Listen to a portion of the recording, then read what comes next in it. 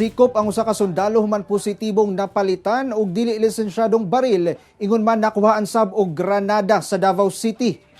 Wala na kapalag ang 36 anyos nga si Ahmad Matawag, sakop sa Philippine Army ug taga Barangay Lanao, Kidapawan City, human giaresto sa mga sakop sa CIDG Davao Field Unit sa Diversion Road, Barangay Maa, Davao City.